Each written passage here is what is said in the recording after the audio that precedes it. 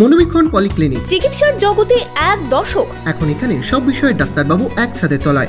Phone করুন 7477999515 এই নম্বরে।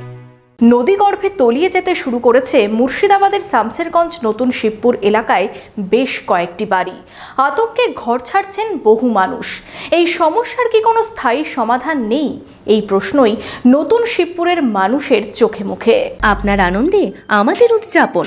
বিয়ে হোক বা পার্টি, বহরমপুরে এবার luxury banquet hall at golden retreat. জেলায় একমাত্র পিলারলেস ব্যাঙ্কোয়েট। আছে স্পা, সালন, ক্লাব মেম্বারশিপের সুযোগও। বহরমপুর শিল্প তালুকে গোল্ডেন রিট্রিট। চোখের সামনে আস্ত পাকা বাড়ি গিলে খেল ভয়াল গঙ্গা। মুহূর্তের মধ্যে শামসেরগঞ্জের নতুন শিবপুর এলাকায় গঙ্গা বক্ষেই তলিয়ে গেল পাকা বাড়ি। সোমবার সকাল থেকেই ভয়াবহ গঙ্গা ভাঙন শুরু হয় নতুন শিবপুরে। নদী পাড়ের বসত জায়গা থেকে জমি আস্তে আস্তে বিলীন হতে থাকে নদীতে। আস্তে আস্তে গঙ্গা এগোতে থাকে নদী পাড়ের বসত বাড়ির দিকে।